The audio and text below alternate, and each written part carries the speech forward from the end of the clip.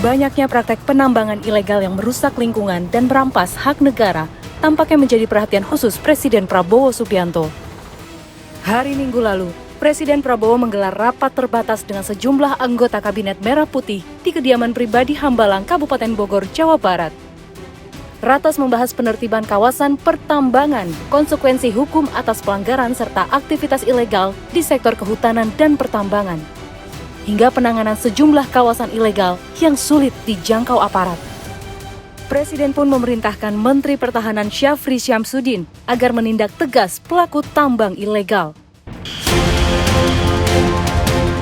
Keseriusan negara ditunjukkan lewat latihan gabungan TNI yang digelar di Bangka Belitung dan Morowali, Sulawesi Tengah pekan lalu untuk mempertajam kemampuan TNI dalam mengawasi dan menindak praktik penambangan ilegal di Indonesia. Lalu, bagaimanakah nasib rakyat kecil, para penambang timah di Bangka?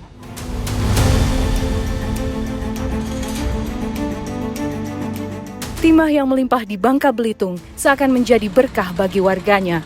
Begitupun para pendatang yang berasal dari seluruh Indonesia. Namun, penambangan yang tidak terkontrol membuat semuanya berubah. Pulau Bangka menjadi sasaran eksploitasi ugal-ugalan.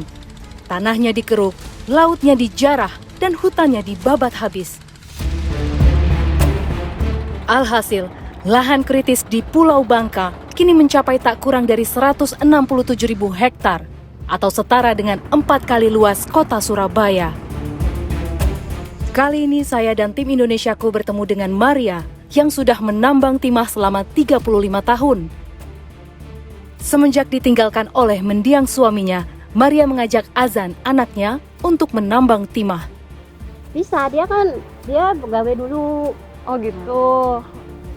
Begawe dulu, begawe ngecek ada dak timah, kelak sore baru kami ngambil timah. Oh gitu, yaudah aku ikut ibu aja ya.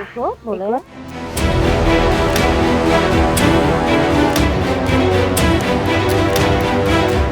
Kalau masnya di sini, Ma di sana ya. Yaudah nanti kita coba ya Ma yang di sebelah sana ya. Penambangan timah ilegal di Bangka meninggalkan ratusan kolam bekas tambang yang disebut kolong. Ada ribuan lubang bekas tambang yang belum direklamasi. Hal ini jelas menjadi bencana ekologis yang sangat mengkhawatirkan. Jadi ini adalah kegiatan merajuk pasir ya Mas ya? Iya. Nah, untuk mengeluarkan timahnya itu perlu seperti ini biar nanti keluar ya Pak ya timahnya ya? Oh iya, oke.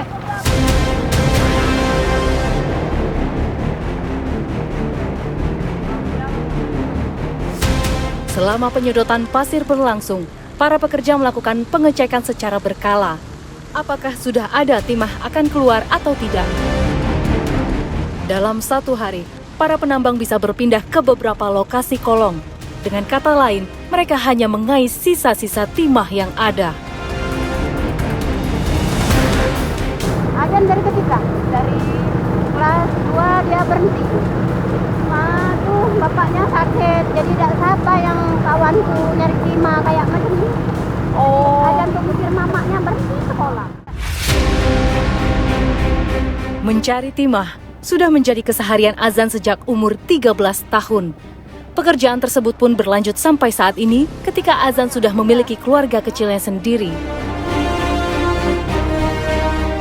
Bagi saya, Azan yang harus putus sekolah meninggalkan perasaan miris, membayangkan masa depannya yang hanya berkutat dari satu kolong tambang ke kolong lainnya. Tapi semua sudah terlambat. Azan harus bertahan hidup demi keluarganya. Masih sekolah dulu pertamanya. Masih sekolah pas ikut ayah dulunya. Ikut udah dari ayah sakit nggak sekolah lagi. Ngerajuk. Paling susah ngerajuk. Cari lokasi itu paling susah. Kalau lokasi itu berarti emang harus pindah-pindah terus ya Mas? Ya, harus pindah-pindah terus. Nggak tentu arah kemana, tergantung timah, Bu. Susah lah kalau timah nih. Kalau makin ke depan makin susah kalau cari timah nih. Kenapa Mas makin susahnya? Ya, faktor banyak penambang lain. Makin banyak orang, lokasi makin susah.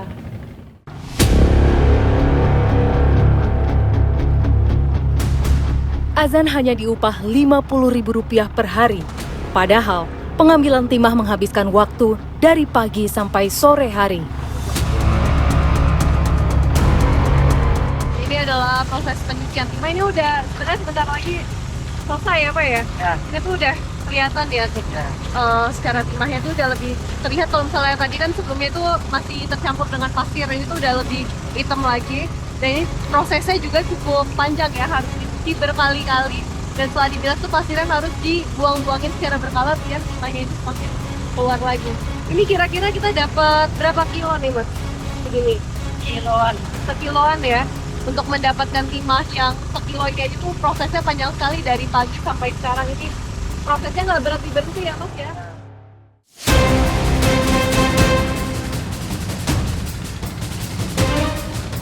Untuk menambah penghasilan, sesekali Maria berpindah ke penambangan yang berada di sungai. Jadi untuk sekarang kami sedang perjalanan ke tempat penambang timah, tapi yang di tengah ya Bu ya. Ya apa sebutannya kalau di sini Bu? Ponton. Ponton. Iya, ponton untuk yang orang dari timah tuh. Oh, ponton ya itu. Ini bisa lihat, mungkin saya putar kameranya. Nih, itu semua adalah tempat penambangan timah tapi di tengah gitu. Makanya kita harus naik perahu seperti ini ya Bu ya.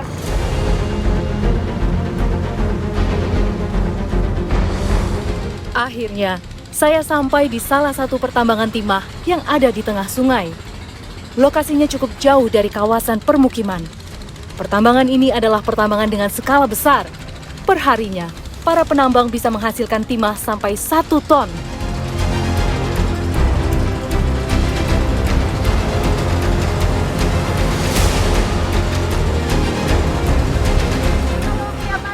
Ada timahnya gimana? Kalau ini udah ada timahnya belum Pak? Nanti bagian sore. Lihat ini. Tuh, jadi ini tuh belum ada. Yang hitam-hitam tuh timah. Yang hitam tuh, oh ini ya, ini belakangnya. Jadi ini udah ada timah tapi masih sedikit ya Pak ya. Bahkan sore dia bersih, Bang. Oh, kalau sore baru banyak ya Pak ya? Oh, pokoknya.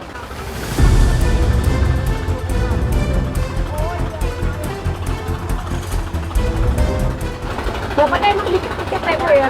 Dalam misalnya banyak. Oh.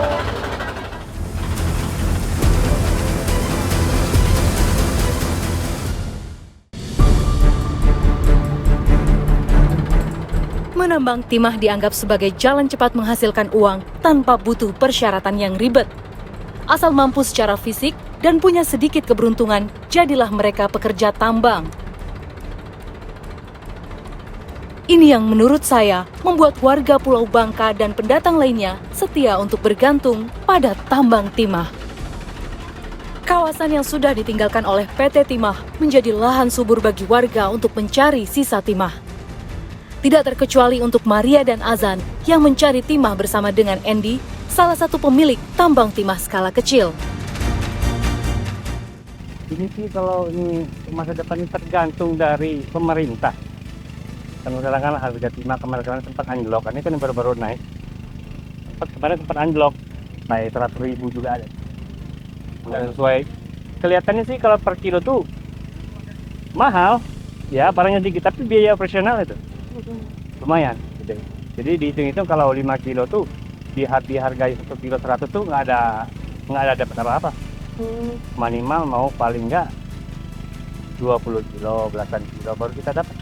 Oh, kalau ini Lahannya dulu bekas PT Timah, di tangannya PT Timah. Oh gitu. Jadi dia bisa produksi PT Timah yang nggak diambil-ambil, saya kerja lagi, kelola lagi kan. Tapi nggak ada, boleh dikatakan nggak ada izin lah.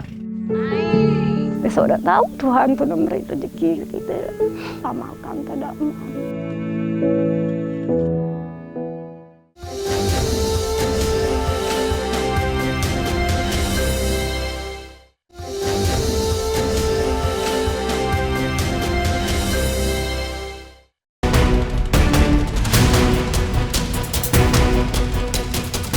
Meskipun tidak memiliki izin, Andy percaya kegiatan pertambangan miliknya tidak mengganggu aktivitas masyarakat sekitar.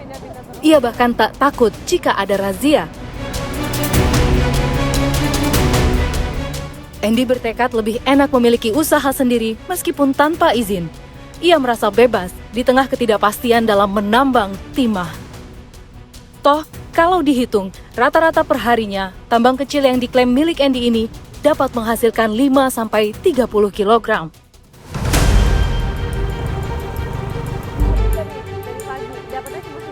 Keberadaan Andy menjadi bukti jika sanksi pidana tidaklah cukup membuat warga untuk menjadi jerih dan menjauh dari pertambangan timah ilegal. Padahal hukumannya tidak main-main. Hukuman pidana bagi penambang ilegal yang tercantum pada pasal 158 Undang-Undang Minerba dengan penjara maksimal 5 tahun dan denda maksimal sebesar 100 miliar rupiah.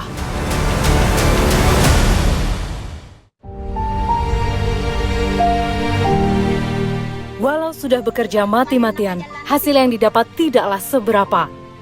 Tapi Maria dan Azan tidak memiliki pilihan. Mereka tetap harus pulang dengan uang seadanya. Mas Azan udah pulang, Mak? Azan pulang karena tidak pegawai. Oh gitu.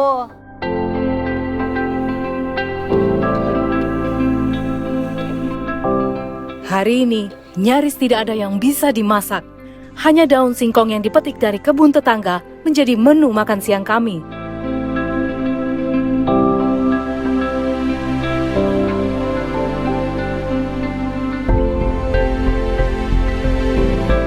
Bu, ini biasanya kalau nggak ada penghasilannya dikit, emang makannya sederhana seperti ini ya, Bu ya?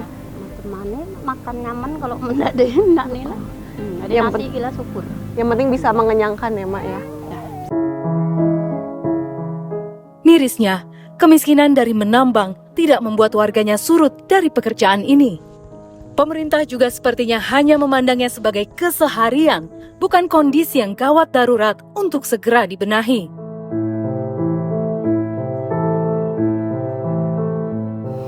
Ada kadang-kadang anakku nih pegawai malam, ikut pegawai malam untuk tambah-tambah yang timah sedikit-sedikit tadi. Bantuan dari kantor desa, tidak dapat. Jadi kalau misalku tidak mampu beli beras 2 kilo, aku beli sekilo. Nah, bantuan dari desa ada, bantuan dari pemerintah tidak tahu deh. Tapi kita terima lah, ya terima. Misalnya bantu minta beras.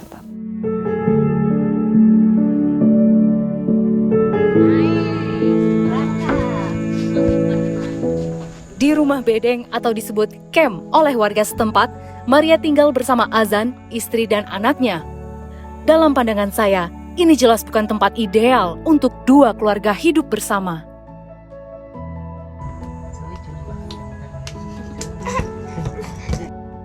Besok udah tahu Tuhan pun memberi rezeki kita. Oh, kalau misalnya dikenang kehidupan ini sedih deh, sedih apa yang berjauh dari saudara. Ada anakku sana ini. Anak dia 3 kan nggak pernah nengok sini. Entah mamanya sehat. Andai kata dia yang tua kan, tak makan, tak ada. Bahkan aku sakit kemarin. Dia yang bawa aku rumah sakit. Dia ngomong kayak ini, dia udah minta ke anak. Susah, hidup anak masih kecilnya di sekolah. Jadi si ini nih bilang, bang, mama sakit. Mak, nak ke rumah sakit dah. Ya aku bawa ke rumah sakit, tapi duit mak lah ya. Aku udah ada duit, ya udah, beli deh. Kaya dengan timah, jelas mengundang pendatang dari berbagai daerah. Rata-rata para pekerja tambang tinggal di bedeng-bedeng semi permanen ini. Lama terabaikan, negeri indah serumpun Sebalai kini merana. Provinsi Bangka Belitung menjadi perbincangan, tapi bukan karena torehan prestasi. Korupsi terkait tata niaga komoditas timah menyebabkan negara merugi ratusan triliun rupiah. Hasilnya, kemiskinan akut dan luka menganga di sekujur Pulau Bangka menjadi penanda masalah yang seakan tak pernah terselesaikan.